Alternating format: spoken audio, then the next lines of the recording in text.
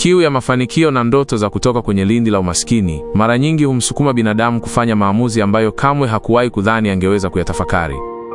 Hii ni simulizi ya Deus, kijana aliyeishi maisha ya dhiki jijini Dar es Salaam, akiosha magari kwa jasho na damu ili kuitunza familia yake, mama mlemavu na mdogo wake Dennis.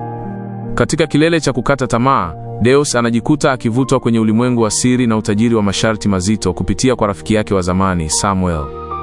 Ni safari inayompeleka kwenye chumba namba 7, chumba kinachohifadhi siri ya nyoka mweupe anayetema pesa, lakini chenye njaa isiyoisha ya damu na nyama ya wapendwa wake. Je, thamani ya utajiri inapimwa kwa kiasi cha fedha au kwa uhai wa wale tunaowapenda? Ungana nasi kufuatilia mkasa huu wa kusisimua unaoonyesha jinsi tamaa inavyoweza kugeuka kuwa kifungo cha mauti na majonzi yasiyofutika. Kabla hatujaanza simulizi yetu, naomba like, comment bendera ya nchi yako, share, kisha subscribe kwenye channel hii. Tuanze. Deus alikuwa kijana wa miaka 30 aliyeishi maisha ya kimasikini sana. Kila aliyemjua alimfahamu kama kijana mpole, mnyenyekevu na mwenye bidii kubwa licha ya hali ngumu ya maisha. Kazi yake kuu ilikuwa ni kuosha magari katika kijiwe kimoja jijini Dar es Salaam, kazi aliyoifanya kutokana na ukosefu wa fursa nyingine za ajira. Kila asubuhi aliamka mapema, akachukua ndoo, sabuni na brashi zake, kisha akaelekea kazini akiwa na matumaini kuwa siku hiyo angepata angalau wateja wachache. Deus aliishi katika nyumba ndogo ya kupanga pamoja na mama yake mzazi na mdogo wake aitwaye Dennis. Mama yake alikuwa mlemavu wa miguu na maisha yake yote aliishi kwenye kiti cha magurudumu. Hali hiyo ilimfanya mama ashindwe kufanya kazi yoyote, hivyo mzigo wa familia uliangukia mabegani mwa Deus. Dennis alikuwa na umri wa miaka 20, bado kijana mdogo aliyekuwa akimtegemea kaka yake kwa mahitaji mengi ya msingi. Familia yao haikuwa na mtu mwingine wa kuwasaidia, walimtegemea Deus pekee. Kila siku Deus alipambana sana kufanya kazi ya kuosha magari, ili ahakikishe anapata chakula cha siku, hela ya kodi ya nyumba na fedha za kununua dawa za mama yake. Wakati mwingine alifanikiwa kupata magari mengi, lakini mara nyingi hali haikuwa hivyo. Kulikuwa na siku alikaa kijiweni tangu asubuhi hadi jioni, bila hata gari moja kusimama. Jua lilimchoma, miguu ilichoka, lakini hakuwa na la kufanya zaidi ya kuwa na subra. Siku ambazo hakupata magari mengi ya kuosha, Deus alirudi nyumbani mikono mitupu. Uso wake ulijaa mawazo, macho yake yalionyesha uchovu na kukata tamaa. Alikuwa akijiuliza angepata wapi pesa ya kulipa kodi au kununua dawa za mama yake.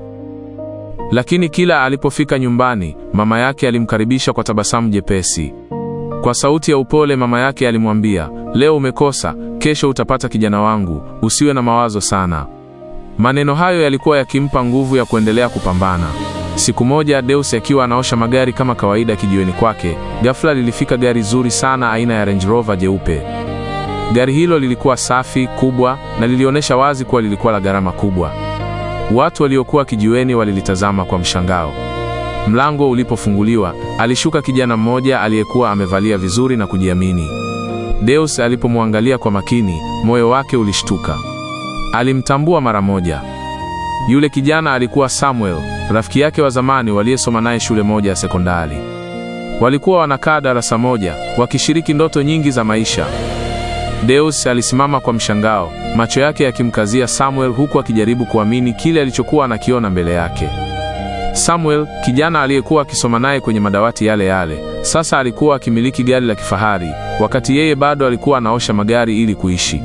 Deus alimkaribia yule kijana kwa hatua za tahadhari, akimkazia macho yake kwa makini, kana kwamba bado alikuwa hajathibitisha kama kweli ni yeye. Alimsalimia kwa heshima, akamshika mkono kisha akasema kwa sauti ya unyenyekevu, "Samuel, hongera sana rafiki yangu, hilo gari ni zuri kweli." Samuel alimwangalia Deus kuanzia juu hadi chini, macho yake yakionyesha mshangao mkubwa. Alishindwa kuamini kuwa kijana aliyesoma naye shule moja, aliyekuwa akifanya vizuri darasani, sasa alikuwa anaosha magari kijiweni huku yeye akiwa na maisha ya kifahari. Samuel alitikisa kichwa kidogo kisha akasema, "Rafiki yangu, mbona unaishi maisha magumu hivi? Wakati tukiwa shuleni ulikuwa na akili sana, walimu walikuwa wanakuheshimu. Nilitegemea kukuona mbali sana kimaisha."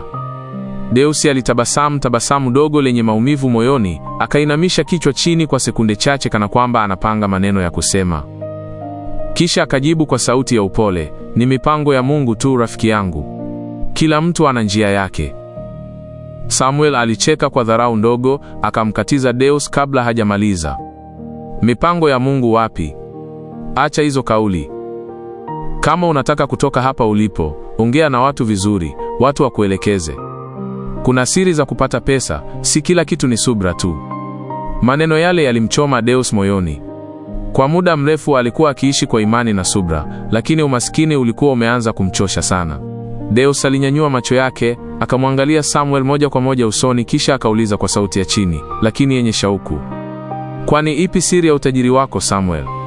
Samuel alitazama pembeni kuhakikisha hakuna mtu aliyekuwa karibu kusikia mazungumzo yao. Kisha alipiga hatua moja mbele, akamkaribia Deus na kumnong'oneza sikioni, "Mimi kuna mganga mmoja kanipa huu utajiri. Ana masharti mepesi sana. Yaani ukienda huko, ni wiki moja tu watu wanakusahau kabisa." Deus alibaki amefumbua macho kwa mshangao mkubwa. Moyo wake ulianza kudunda kwa kasi, mawazo mengi yakamjia kwa wakati mmoja. Hakutarajia kusikia maneno hayo kutoka kwa rafiki yake wa zamani. Alitaka kusema kitu, lakini sauti ilimkataa kwa sekunde chache. Samuel akaendelea kusema kwa sauti ya chini lakini ya kujiamini, "Kaa fikiria rafiki yangu. Ukipata jibu niambie. Mimi nitakupeleka mwenyewe. Wewe ni rafiki yangu, tumetoka mbali." Baada ya Samuel kusema hivyo, alirudi kwenye gari lake, akampa Deus tabasamu la kujiamini, kisha akaondoka. Deus alibaki amesimama pale kijiweni akiwa amezama kwenye mawazo mazito. Mikono yake iliendelea kuosha magari, lakini akili yake ilikuwa mbali kabisa. Maneno ya Samuel yalikuwa yanajirudia kichwani mwake mara kwa mara. Mganga, utajiri, masharti mepesi, wiki moja tu watu wanakusahau. Alijaribu kuyapuuza mawazo hayo, lakini alizidi kumtafuna. Siku hiyo Deus alifanya kazi akiwa na mawazo sana. Hakuhisi uchovu wa mwili, bali uchovu wa nafsi. Alikuwa amechoka maisha ya mateso, amechoka kuona mama yake akiteseka kwenye kiti cha magurudumu kwa kukosa huduma bora, na amechoka kumuona mdogo wake Dennis akikosa kufata ndoto zake kwa sababu ya umaskini. Kila gari alilokuwa anaosha, alijiuliza mpaka lini angeendelea kuishi maisha yale. Ilipofika jioni, jua lilianza kuzama na wateja walipungua. Deus alikusanya vifaa vyake taratibu, uso wake ukiwa mzito wa mawazo. Alitoa simu yake mfukoni, akaangalia jina la Samuel kwenye simu yake kwa muda mrefu. Alisita kwa dakika kadhaa, akiwaza kama kweli alikuwa tayari kuchukua hatua hiyo. Hatimaye, kwa mkono unaotetemeka, alipiga simu. Simu ilipokelewa mara moja. Deus alisema kwa sauti iliyochanganyika na hofu na uamuzi, "Samuel, nimefikiria sana. Nimechoka maisha haya. Niko tayari kwenda kwa mganga." Samuel hakushangaa. Alijibu kwa sauti ya utulivu, kana kwamba alikuwa anasubiri jibu hilo, "Sawa rafiki yangu, kesho nitakuja nikuchukue." Siku iliyofuata, Samuel alimchukua Deus na kumpeleka kwa mganga aliyekuwa akiishi pembeni ya mji. Njia walioipita ilikuwa tulivu, mbali na makazi ya watu wengi. Deus alihisi moyo wake ukizidi kupiga kwa kasi kadri walivyokuwa wakikaribia. Hakujua nini kilikuwa kinamsubiri, lakini tayari alikuwa amechukua uamuzi wa kubadilisha maisha yake, bila kujua gharama iliyokuwa inakuja. Walipofika kwenye eneo la mganga, mazingira yalikuwa tulivu na ya kutisha kwa wakati mmoja. Nyumba ya mganga ilikuwa imejengwa pembeni ya mji, mbali na kelele za watu, ikiwa imezungukwa na miti mikubwa iliyofanya eneo lile lionekane la siri sana. Samuel alishuka kwanza kwenye gari, akamfuata Deus ambaye alikuwa amekaa kimya akitazama kila kitu kwa tahadhari. Walitembea hatua chache hadi kufika mbele ya mganga aliyekuwa amekaa kimya kana kwamba alikuwa anawasubiri. Samuel alimkaribia mganga kwa heshima kubwa, akainama kidogo kisha akasema, "Babu, huyu ni rafiki yangu wa karibu. Na yeye anataka utajiri kama wangu, tafadhali msaidie." Mganga alinyanyua macho yake polepole, akamtazama Deus kwa makini kuanzia usoni hadi miguuni, kana kwamba alikuwa akisoma maisha yake yote kwa mtazamo mmoja. Macho yake yalikuwa makali na ya kutisha, yakimfanya Deus ahisi baridi kali moyoni. Baada ya muda mfupi wa ukimya, mganga akasema kwa sauti nzito, "Je, utayaweza masharti ya utajiri huu?" Swali hilo lilimfanya Deus ashikwe na wasiwasi. Hakujua ni masharti gani yaliyokuwa yanazungumziwa, lakini alihisi tayari moyo wake ulikuwa umechoka na maisha aliyokuwa anaishi. Kwa sauti ya kutetemeka, akijikaza kuonesha ujasiri aliokosa, Deus alijibu, "Ndiyo, nitaweza." Alisema maneno hayo bila kujua kabisa nini kingemsubiri mbele. Mganga alitabasamu tabasamu dogo lililojaa maana nzito, kisha akamwambia Deus, "Utapata kila kitu utakachotaka bila kutumia nguvu yoyote." Maneno hayo yaliingia moja kwa moja moyoni mwa Deus. Alisikia kama mzigo mzito ulikuwa umeondolewa mabegani mwake. Hakukuwa na maelezo ya ziada, hakukuwa na maswali mengi, yote yalionekana rahisi sana kuliko alivyoitegemea. Samuel alimtazama Deus kwa macho ya kujiamini, kana kwamba alikuwa anathibitisha kuwa uamuzi wake ulikuwa sahihi. Baada ya tukio hilo, siku ziliendelea kupita kimya kimya. Hakukuwa na mabadiliko ya ghafla, lakini ndani ya mwezi mmoja, maisha ya Deus yalianza kubadilika kwa kasi isiyo ya kawaida. Alipata uwezo wa kuhama kutoka kwenye nyumba ndogo ya kupanga na kuhamia kwenye jumba kubwa sana la kifahari. Jumba hilo lilikuwa na vyumba vingi, samani za gharama na mazingira yaliyovutia macho. Deus aliwahamisha mama yake na mdogo wake bila kutoa maelezo mengi, akisema tu kwamba mambo yalikuwa yamebadilika. Ndani ya muda mfupi, Deus alianza kumiliki magari ya gharama kubwa. Magari yale yalikuwa yakipaki nje ya jumba lake kila siku, yakionyesha wazi mabadiliko makubwa ya maisha yake. Mbali na magari, Deus alikuwa na biashara kubwa zilizokuwa zikimletea pesa nyingi. Biashara hizo zilionekana kukua kwa haraka sana, bila yeye kutumia nguvu nyingi kama alivyozoea zamani. Kila kitu kilikuwa kinakwenda kwa urahisi wa kushangaza. Mama yake na mdogo wake Dennis walinufaika moja kwa moja na mabadiliko hayo. Mama yake alipata huduma bora, dawa zake hazikukosekana tena, na alionekana mwenye furaha kuliko wakati wowote mwingine. Dennis naye alianza kuishi maisha ya ndoto, akiwa na mavazi mazuri na mahitaji yote aliyoyakosa zamani. Wote wawili waliishi maisha ya furaha, amani na faraja, bila kujua hata kidogo pesa zote hizo Deus alizipata wapi. Kwa nje, maisha ya Deus yalionekana kuwa ya baraka na mafanikio makubwa. Hakuna aliyekuwa anahoji chanzo cha utajiri wake, na hata familia yake iliamini kwamba bahati ilikuwa imemwangukia. Lakini ndani ya moyo wa Deus kulikuwa na siri nzito aliyokuwa ameanza kuibeba, siri ambayo haikuwa bado imejitokeza wazi, lakini tayari ilikuwa imeanza kuathiri maisha yake kwa njia isiyoonekana. Ndani ya nyumba kubwa aliyokuwa anaishi Deus pamoja na familia yake, kulikuwa na siri kubwa sana ambayo haikujulikana kwa mtu yoyote zaidi yake. Siri hiyo ilifichwa ndani ya chumba namba 7, chumba ambacho hakuruhusiwa mtu mwingine yoyote kukikaribia. Kila siku, Deus aliingia kwenye chumba hicho akiwa amevaa suti nyeusi, uso wake ukiwa mkali na wa kutafakari. Hakuna mtu aliyewahi kumwona akiingia humo, wala hakuwahi kueleza kilichokuwemo ndani ya chumba hicho. Ndani ya chumba namba 7 kulikuwa na nyoka mkubwa sana, wa rangi nyeupe.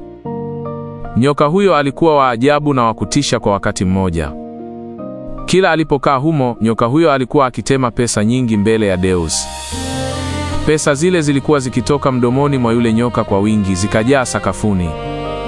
Deus alikuwa akisimama kimya, akiokota pesa hizo taratibu bila kusema neno, kisha aliondoka na kuzitumia kwa matumizi yake na biashara zake. Kila Deus alipokuwa akihitaji pesa, alielekea moja kwa moja kwenye chumba hicho. Hakuhitaji kufanya kazi wala kuhangaika kama zamani. Aliingia tu, akaokota pesa ambazo yule nyoka alikuwa amezitema, kisha akaendelea na maisha yake ya kawaida. Pesa hizo zilimwezesha kuendesha biashara kubwa, kununua magari ya gharama na kuishi maisha ya kifahari bila wasiwasi wowote wa kifedha. Ndani ya mwaka mmoja, maisha ya Deus na familia yake yalikuwa mazuri sana. Kulikuwa na furaha, amani na faraja isiyo na kifani. Mama yake aliendelea kupata matibabu bila shida yoyote, na Dennis aliishi maisha ya starehe. Nyumba ilikuwa imejaa kicheko na matumaini mapya. Hakuna aliyekuwa na shaka yoyote kuhusu hali yao, kwani kila kitu kilionekana kwenda sawa. Lakini baada ya muda kupita, mabadiliko yalianza kujitokeza polepole. Siku moja Deus alipoenda kwenye chumba cha nyoka kama ilivyo kawaida yake, alikuta hakuna pesa hata moja sakafuni. Nyoka alikuwa pale pale, lakini hakutema chochote. Deus alihisi wasiwasi moyoni, lakini alijifariji kuwa labda ilikuwa ni siku ya kawaida tu. Siku nyingine aliporudi tena, alikuta pesa kidogo sana, tofauti kabisa na wingi aliyokuwa ameuzoea. Kadri siku zilivyopita, hali alizidi kubadilika. Wakati mwingine hakupata pesa kabisa, na wakati mwingine alipata kiasi kidogo kisichotosha mahitaji yake. Hali hiyo ilianza kuathiri moja kwa moja biashara zake. Biashara za Deus zikaanza kushuka taratibu. Mauzo yakapungua, wateja wakaanza kukosekana, na baadhi ya magari aliyokuwa anatumia kwenye biashara zake yakaanza kuharibika moja baada ya jingine. Siku moja Dennis alimfuata Deus akiwa na uso wa hofu. Kwa sauti iliyokuwa na wasiwasi mkubwa, Dennis alisema, "Kaka, biashara zinaenda vibaya sana. Tumepata hasara ya milioni 100. Maneno hayo yalimgonga Deus kama radi. Hakutarajia kusikia taarifa nzito kiasi hicho kwa wakati mmoja. Alikaa kimya kwa muda, akijaribu kuelewa kilichokuwa kinaendelea. Deus alianza kuumiza kichwa sana, mawazo yakimjaa kwa kasi. Alijiuliza shida ilikuwa nini hasa. Biashara zake zilikuwa zinaenda vibaya kila siku, na nyoka hakutema pesa kama awali.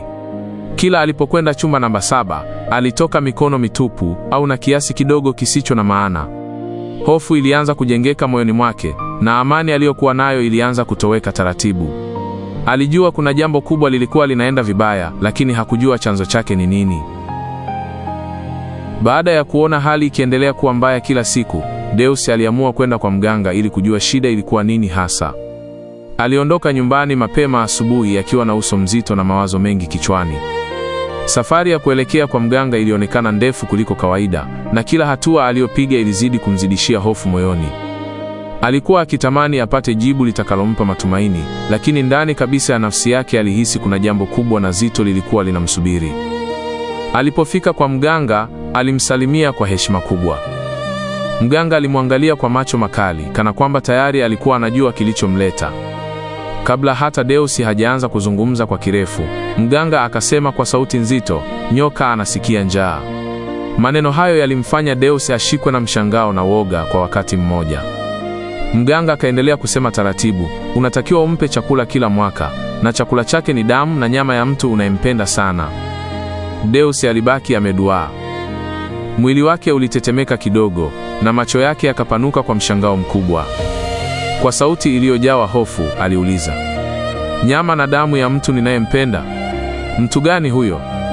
Mganga alimwangalia kwa makini, kisha akasema kwa msisitizo usioacha nafasi ya kubisha, "Unatakiwa umtoe mama yako kafara au mdogo wako. Wewe utachagua mmoja kati yao." Maneno hayo yalimgonga Deus kama radi. Moyo wake ulianza kupiga kwa nguvu sana, na jasho jembamba likaanza kumtoka. Hakutarajia kusikia jambo la kutisha kiasi hicho. Mama yake alikuwa ndiye aliyemlea, aliyemvumilia katika umasikini, na aliyekuwa akimpa moyo kila alipokata tamaa. Dennis naye alikuwa mdogo wake wa damu, kijana aliyekuwa bado anategemea ulinzi na msaada wake. Mawazo hayo yote yalichanganyika kichwani mwake kwa wakati mmoja. Deus aliondoka kwa mganga akiwa amechoka sana, si kwa mwili bali kwa akili na moyo. Njiani alitembea bila hata kujua alikuwa anakwenda wapi. Kila hatua aliyopiga ilizidi kumbebesha mzigo mzito wa mawazo. Hakujua afanye nini. Amtoe mama yake kafara au amtoe mdogo wake Dennis. Hakukuwa na chaguo jepesi, kila moja lilikuwa zito kuliko lingine.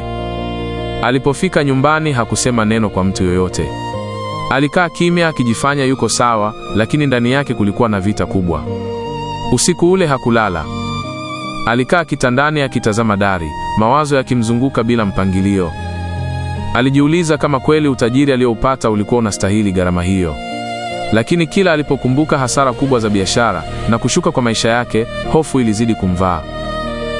Deus alikaa wiki moja nzima akifikiria ni uamuzi gani angechukua. Kila siku mpya ilikuwa ngumu kuliko iliyoisha. Biashara zake ziliendelea kushuka kwa kasi. Kila siku alipata taarifa za hasara za mamilioni ya pesa. Wafanyakazi walikuwa wakilalamika, mikataba ilikuwa ikivunjika, na hali ya kifedha ilizidi kuwa mbaya. Dennis aliendelea kumpa taarifa, lakini Deus hakuwa na majibu. Wakati huo huo, nyoka hakutema hata pesa kidogo. Kila alipokwenda chumba namba 7, alikuta lile joka limelala tu kwenye sakafu, kimya kabisa, bila kutoa hata noti moja. Chumba kile kilichokuwa chanzo cha matumaini yake sasa kilikuwa chanzo cha hofu. Deus alisimama mara nyingi akimtazama yule nyoka, akihisi kana kwamba alikuwa anamtazama kwa hasira na njaa. Kila siku ya ile wiki, mawazo yalizidi kumtesa. Aliona wazi kuwa bila kafara maisha yake yangeporomoka kabisa. Lakini pia alijua kuwa uamuzi aliokuwa anakwenda kuufanya ungeacha kovu lisilofutika milele. Alibaki katikati ya maamuzi mawili mazito, akijua kuwa lolote atakalolichagua lingegeuza maisha yake kabisa. Mawazo makali yalimjia Deus kichwani mwake, huku akikazia kila jambo alilokuwa amesikia kutoka kwa mganga. Alijitahidi kupambana na hofu na kuchanganyikiwa, lakini ndani ya moyo wake kulikuwa na ujasiri mdogo unaoshindwa kuhimili uzito wa uamuzi. Kwani mama ana faida gani? Kwanza ni mlemavu, bora nimtoe tu kafara. Tayari alishaishi miaka mingi, inatosha. Mawazo hayo yalimchoma kama mkuki moyoni mwake. Baada ya muda wa kusita na kutafakari, Deus aliamua kuchukua hatua. Alipiga simu kwa mganga, sauti yake ikitetemeka kidogo kutokana na hofu, akamweleza kuwa amekubali kumtoa mama yake mzazi kafara. Mganga alimpa maelekezo ya jinsi ya kufanya jambo hilo hatua kwa hatua. Kesho yake asubuhi, Deus aliamka na moyo mkunjufu, akijua kuwa siku hiyo ilikuwa ni ya kubadilisha maisha yake milele. Alitayarisha kila kitu, hakika hakutaka kosa lolote. Akiwa amevaa suti yake nyeusi, alikwenda chumbani kwa mama yake, uso wake ukiwa na mchanganyiko wa huzuni na utulivu wa dhahiri. Alimshika mama yake kwa heshima, akisema, "Shikamoo mama, leo nina zawadi nzuri nataka nikupe." Mama yake alitabasamu, macho yake yakiwa na furaha na heshima kwa mtoto wake. "Zawadi gani hiyo kijana wangu?" aliuliza kwa upole na shauku, bila kufahamu lolote lililokuwa linafuata. Deus alitabasamu kidogo, akijaribu kudhibiti machozi yaliyokuwa yamejaa machoni mwake.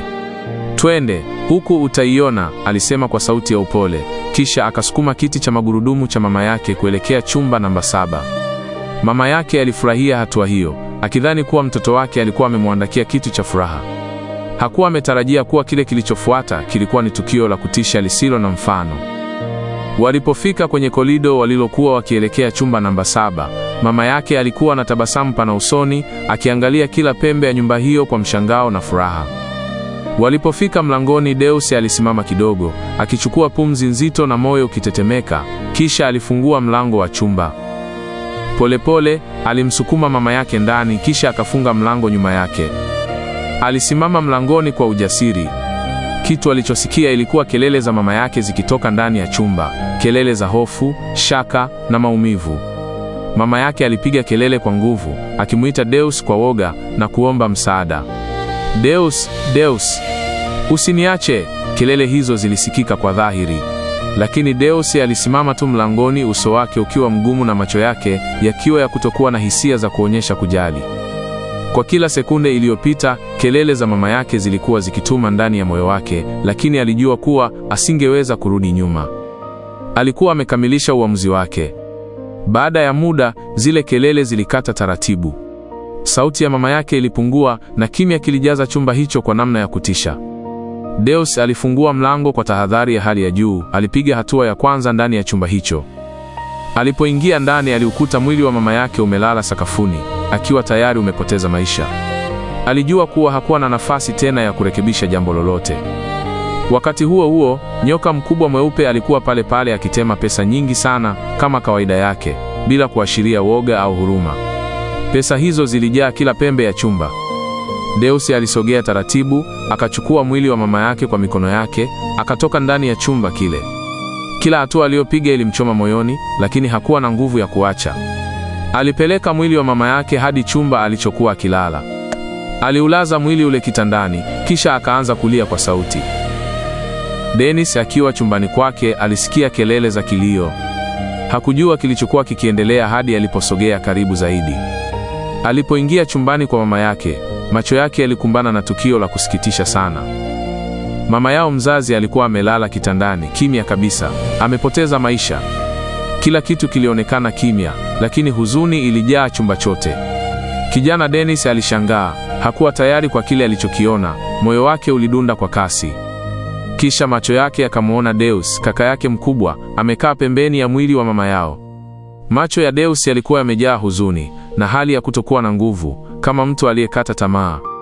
Dennis alisogea karibu, moyo wake ulijaa uchungu wa kweli. Alianza kulia kwa sauti kubwa, machozi yakimtiririka bila kudhibitiwa. Hii haikuwa kama huzuni ya mchezo, bali maumivu ya kweli, uchungu wa ndani kabisa wa mtu aliyepoteza mzazi wake. Macho ya Dennis yalijaa machozi, uchungu na majonzi yaliyokumba kila sehemu ya nafsi yake. Alilia na kuomboleza sana kifo cha mama yake. Baada ya siku chache za majonzi makali, walimzika mama yao kwa heshima, na mazishi yalifanyika kwa unyenyekevu. Ndugu na jamaa walihudhuria, wakilia na kutoa heshima zao kwa mama ambaye aliishi maisha magumu lakini aliyewapenda watoto wake. Baada ya mazishi, maisha yalirudi kama kawaida katika jumba kubwa la Deus. Biashara zake zilikuwa kwa kasi tena, magari ya kifahari yaliongezeka kwenye makazi yake, na nyoka mweupe aliendelea kutema pesa nyingi sana kila siku bila usumbufu wowote. Dennis, ingawa alikuwa karibu na kaka yake, hakujua kabisa siri ya utajiri wa Deus. Yeye alikuwa akisimamia tu biashara zote za kaka yake, kuhakikisha kila kitu kinakwenda sawa, lakini hakuwahi kuuliza au kujua chanzo cha pesa hizo. Kila kitu kilionekana kuwa rahisi na cha kawaida kwake, bila kujua kuwa nyuma ya kila noti kulikuwa na nguvu za kishirikina na siri zisizoonekana. Siku zilipita, wiki zikapita na miezi kuendelea. Maumivu ya kifo cha mama yao yalianza kupungua taratibu. Hatimaye, mwaka mzima ulipita, Dennis pamoja na Deus walianza kusahau kidogo huzuni ya mama yao. Muda wa kutoa kafara ulifika, mambo yakaanza kusumbua. Mauzo yakapungua, baadhi ya magari ya biashara yakaharibika, na nyoka mweupe hakutema pesa tena kama awali. Na kila mara alipokwenda chumba namba 7, alikuta yule nyoka amelala kimya. Deus alijua kuwa nyoka alikuwa na njaa ya damu na nyama, na bila kafara, hali ya utajiri wake ingeporomoka tena. Hivyo basi, akaamua kwenda kwa mganga ili kujua ni kafara gani alihitaji kutoa. Safari ya kuelekea kwa mganga ilikuwa tulivu, lakini yenye hofu ndani ya moyo wake. Alipofika, mganga alimkaribisha vizuri, kisha kwa sauti nzito akamwambia, "Unatakiwa kumtoa kafara mdogo wako Dennis." Maneno hayo yalimpiga Deus kama radi. Alibaki amesimama, macho yake yakipanuka kwa mshangao na moyo wake ukitetemeka kwa nguvu. Dennis alikuwa mdogo wake pekee, ndugu wa damu, mtu pekee wa familia yake ambaye alikuwa karibu naye. Kwa sauti ya woga na hofu isiyo na kipimo, Deus alisema, "Mimi sina ndugu mwingine zaidi ya Dennis. Nikimtoa nitabaki na nani? Tafadhali, naomba nitoe kafara hata ya wanyama au watu wengine, lakini sio mdogo wangu Dennis." Mganga alimwangalia kwa makini, macho yake yakijaza uzito na siri kubwa. Deus alijua kuwa uamuzi huu uliweka maisha yake yote kwenye hatari, na hakuna tena nafasi ya kurudi nyuma. Huu ndio mwisho wa sehemu ya kwanza wa simulizi hii ya kusisimua. Siri ya chumba namba 7 imefunuliwa, na Deus amejikuta kwenye njia panda inayotishia kuangamiza kila kitu kilichobaki katika familia yake. Maumivu ya kumpoteza mama yake bado ni mabichi, na sasa anapaswa kuamua kati ya utajiri wake mkubwa au uhai wa mdogo wake wa pekee, Dennis. Je, Deus ataruhusu tamaa imtafune mdogo wake?